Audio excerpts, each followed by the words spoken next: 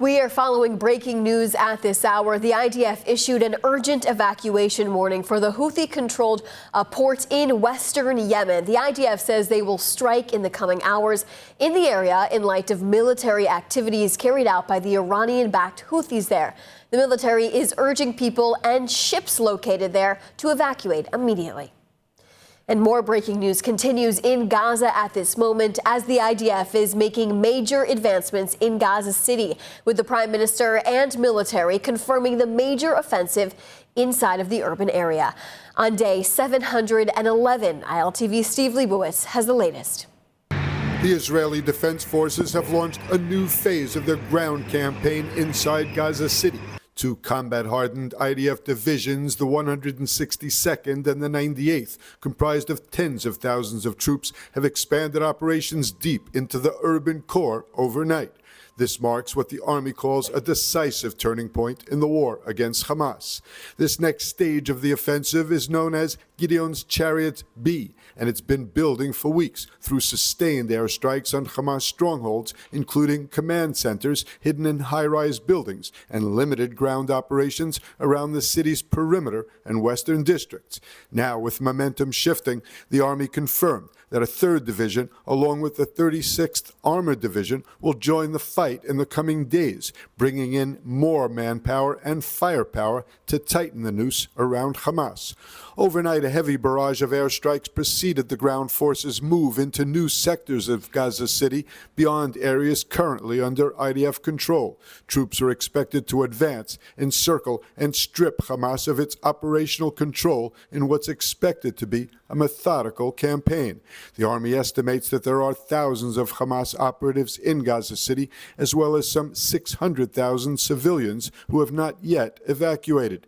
In addition to the Gaza City offensive, the IDF says the 99th Division is conducting defensive operations in Israel's buffer zone in northern Gaza, while the Gaza Division is operating in the Strip south. President Donald Trump is responding to comments about Israel's strikes in Doha, Qatar. At the same time, he threatens Hamas to release the remaining hostages in captivity. Here's what else you need to know. When asked by a reporter about Netanyahu saying he does not rule out targeting Hamas anywhere, President Donald Trump declared that Israel will not be hitting Qatar again. Well, he won't be hitting in Qatar. As I say, I call it Qatar, you call it Qatar. You're actually more right, but actually you're allowed to go. The Emir said, you can say it any way you want, but I've always thought of it as Qatar. I think it's a beautiful sound. And actually, they've been a very good ally. And a lot of people don't know that. But he won't be hitting Qatar, but he will be maybe going after. Now, there was an article that I read in a newspaper just about an hour ago where Hamas said they're going to use the 20 hostages as human shields. The U.S. president also responded to reports that Hamas was planning to use the Israeli hostages as human shields against planned Israeli takeover of Gaza City. They're going to bring them up from the dark tunnels, and they're going to put them in the line of fire so that if Israel goes forward, they're going to die. And I thought that was very terrible, and I put out a statement on that. You saw that. Earlier, Trump posted, quote, "I have just read a news report that Hamas has moved the hostages above ground to use them as human shields against Israel's ground offensive. I hope the leaders of Hamas know what they're getting into if they do such a thing. This is a human atrocity, the likes of which few people have ever seen before.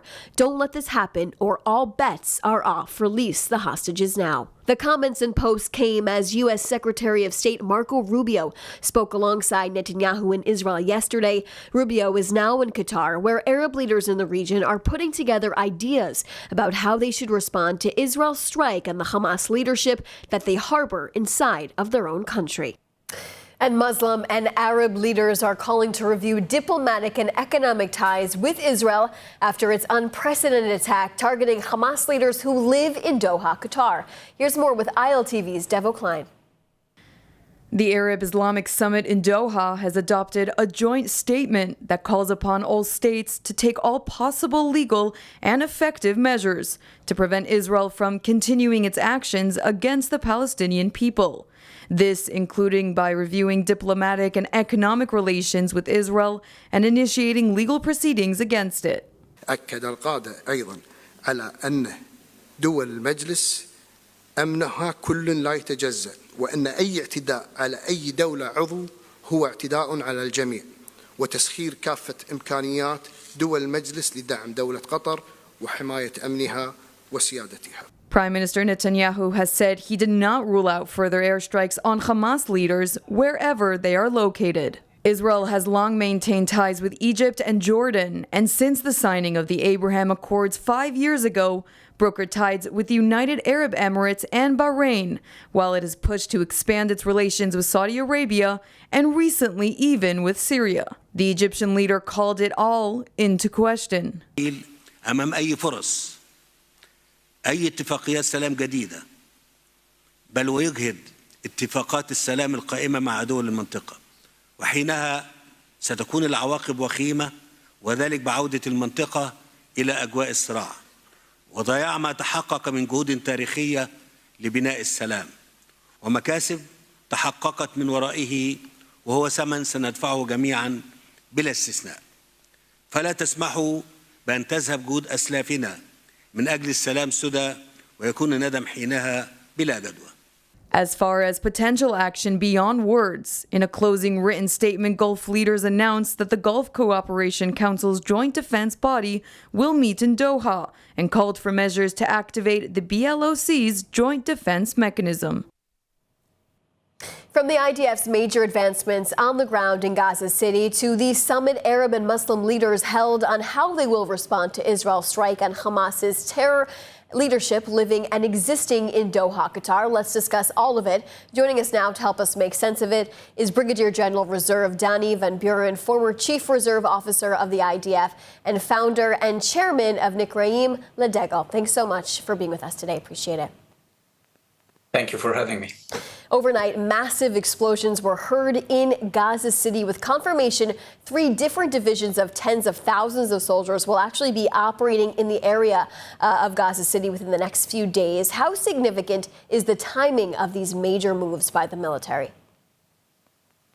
Yeah, I think we've come to the point that we realized that the attempt to combine both military means and diplomatic measures and in terms of negotiations to try to find a way to finish this war are not meeting our goals, and the only alternative which is left to Israel is to do the final move in terms of eliminating the rest of Hamas infrastructures and leaders in order to create a new situation on the grounds where Israel will be able to live peacefully without being threatened by Hamas. And I think this is the main logic of this operation, both to finalize the war and take Hamas out of power and to release the hostages. And in these two means, to create a new narrative that, terror doesn't pay off in terms of what Hamas committed on October 7th. And going back to the pressure that Israel is currently putting on Hamas, what other options does Israel even have on the table at this point in time to pressure the terror group into a deal? Because it seems as if, Hamas terrorists are staying in Gaza City, but what other options come after this if this doesn't work? I think this should work because, we did try to find a way, as I mentioned before, to combine the diplomatic means. I think what we should realize that the major goal of any terror organization is to create chaos and fear within the society that it is fighting against. Regarding Israel, we see that the inner conflict in Israel is working on the benefit of Hamas, and we should all remember this, in order to not to let Hamas gain his achievements that he wishes to do so. And we should admit that the current pressure being put on Israel by the international community, mainly using the bias campaign of starvation in Gaza and so on, is also a burden on Israel. So the best way for us currently is to finish the war in order, to create the situation on the grounds when Hamas is defeated, and this will enable all of us to work on a new international infrastructure of Gaza and being able to create new order in this area. Sure. So as the IDF approaches, Gaza City, it's pretty much brand new territory. It's brand new urban territory for them. What's usually the first steps or the initial steps they take when they enter brand new location like this? I'm not sure it's a brand new. There are some neighborhoods which the IDF so far was not present in, mainly because we were suspected their hostages are being held in these locations. But as we all see during the last 2 or 3 weeks, the IDF puts a lot of pressure by using air force in order to take down towers and buildings that can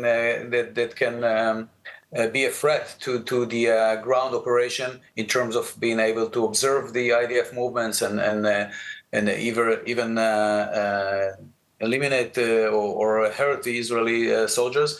So these means were all committed within the last 2 weeks. And the second attempt used by Israel and the IDF is to try to separate the local population from Hamas.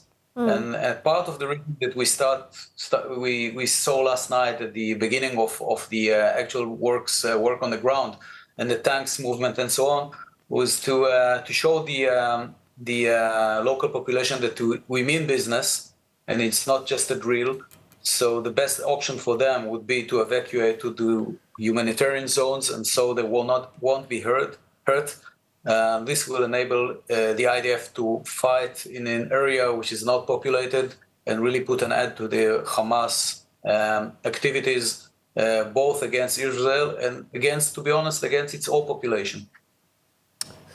Thank you so much for your perspective on all of this. Of course, we're continuing to follow all the developments in real time as all of this is consistently moving from day to day. Appreciate it. Thank you.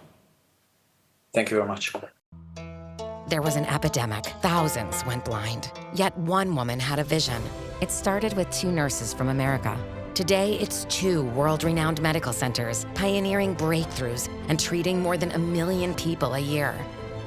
This is the work of Hadassa, America's largest Jewish women's organization, a life-changing force in Israel. For over 100 years, our vision has been clear: to help heal our world. This is Hadassa.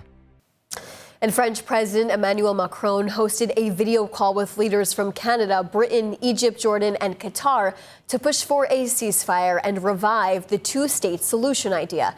The group called for the disarmament of Hamas, the release of the hostages, and increased aid into Gaza. But Israel remains clear there is no peace without security first.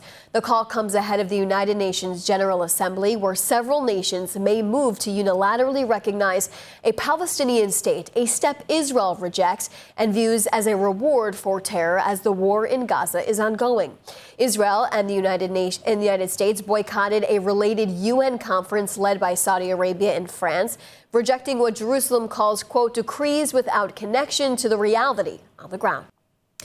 And Prime Minister Benjamin Netanyahu says that Israel's future lies in strength through self-reliance. Speaking at a financial conference in Jerusalem, Netanyahu warns that Israel must prepare for a new economic reality amid growing pressure from European countries under radical Islamic influence. ILTV's Steve Leibowitz has the latest. During his extensive remarks at the Accountants General Conference, Prime Minister Netanyahu lashed out at what he called weak European leaders while vowing massive investment in domestic weapons production and high-tech industries. החלק השני הוא יותר ממוקד, והוא ממוקד במדינות מערב אירופה, בהפעלת המיעוטים המוסלמים שם, שהופכים קולניים, אלימים, ומאיימים על המדינות. ולכן אנחנו רואים את המצור הזה מתמקד במערב אירופה. ושם אמרתי שמפסיקים לנו משלוחי נשק וכו', וזה קורה עכשיו. אנחנו נצטרך בשנים הקרובות להעצים את תעשיות הנשק העצמאיות שלנו, כדי שיהיה לנו עצמאות של חימושים, בכלכלת חימושים, ביכולת התעשייתית לייצר אותם. ולכן אנחנו נפרוץ את המצור הזה. Israel can stand alone if it must, pointing to a strong shekel, a reduction in deficits, and R&D investment. The prime minister called for cutting bureaucracy and safeguarding national security industries. Netanyahu said the Qatari-funded European siege on Israel is underway, and Israel must prepare to stand on its own. ואנחנו גם יודעים שיש עכשיו ניסיון של הטלת מצור על ישראל על ידי גופים שונים ועל ידי מדינות שונות, בראשם קטר. קודם כל מצור תקשורתי שממומן בכסף ענק, גם של קטר, גם של מדינות אחרות כמו סין, והם פועלים גם במערב, ולא פחות מזה בארצות הברית. Referring to ancient Greece, Netanyahu said, "We are Athens and Sparta, or Super Sparta. We have no choice but to stand alone and strong." Israel, said Netanyahu, will fight back against the growing isolation.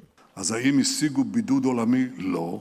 ארצות הברית איתנו, גם הרבה מדינות אחרות, אבל יש לנו בעיה ממוקדת כרגע במערב אירופה, ואנחנו פועלים ונמשיך לפעול להסיר את המצור הזה. כמו שהצלחנו עם המצור הצבאי, כך נצליח גם המצור המדיני.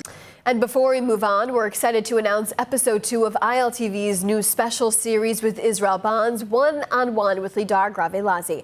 I'm excited to announce episode 2 of our new show, featuring an in-depth conversation with Nathaniel Buzolik, known as Nate Buzz, an accomplished actor and human rights activist, as he shares his spiritual journey from the sets of Hollywood to the streets of Jerusalem.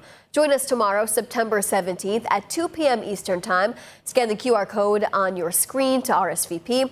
It's a conversation you won't want to miss. Spain's opposition to the Israeli conduct of the war in Gaza continues spilling into the world of sports. Just yesterday, Prime Minister Netanyahu lashed out at the Spanish Prime Minister for encouraging protest at the Vuelta a España cycling race. And now Sanchez, the Prime Minister, is calling for Israel to be banned from all international sports competitions. The protest against Israel's war in Gaza resulted in arrests and injuries, disrupted and ultimately led to the cancellation of the final leg and the podium ceremony. Sanchez, the Prime Minister, said Israel and Russia should be banned from international sports competitions until, quote, barbaric acts end, referring to the wars in Ukraine and in Gaza. The director said it was time to stop and reflect ahead of the Tour de France. On Thursday, Jewish National Fund USA held a heartwarming ceremony to honor the victims of the 9/11 attacks on the World Trade Center. The ceremony was held at the only 9/11 memorial outside of the United States, with the names of every single victim. The JNF USA Memorial is located in Jerusalem. ILTV was at that ceremony. Let's take a listen.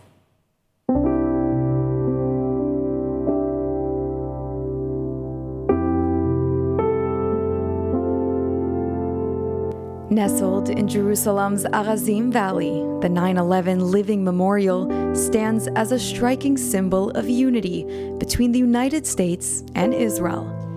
Jewish National Fund helped build this memorial in Jerusalem, the only memorial outside of the United States that lists every victim from that horrible day, September 11th, 24 years ago. And this memorial and our partnership and our involvement with this memorial is important because it really exemplifies the partnership between the United States and Israel and the work that Jewish National Fund does every day in Israel.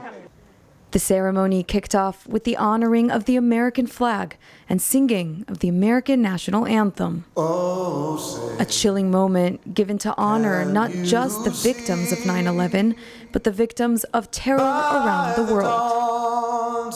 In a terror-stricken country like Israel, the silence in honor of the victims was deafening. One of the honored guests was Ambassador to Israel Mike Huckabee, who shared an anecdote and words of strength. I'd grown up as the child of a fireman, and most people didn't think that being a firefighter was all that important. But on 9/11, when the whole world watched as New York firefighters went into the buildings that everyone else was getting out of, people understood what heroic calling it is to do that job. As Huckabee stated, the memorial honors not just the lives lost on 9/11, but also commemorates the bravery and resilience of those brave heroes that gave their lives to save others. A reality that Israelis know all too well. I come here tonight also with great gratitude for the people of Israel, because on one of the most horrendous days in which Americans were distraught with a combination of grief and roiling anger as to what had happened, our friends in Israel stood with us. And on October the 7th, I think you saw that the people of America stood with you and still do. For Jewish National Fund USA, this memorial is more than stone and steel. It's a promise to never forget, to stand united against terror, and to keep alive the values of freedom, democracy, and resilience that 9/11 sought to destroy. United as one, the Israeli-U.S. alliance stands as a beacon of hope.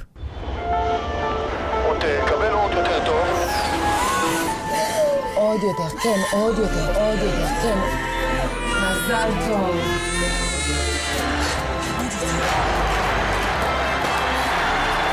אתה הכי טוב.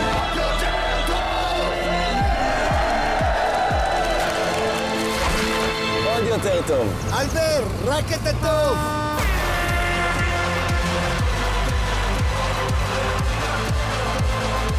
ועוד הנפקה מוצלחת לחברת ההייטק הישראלית.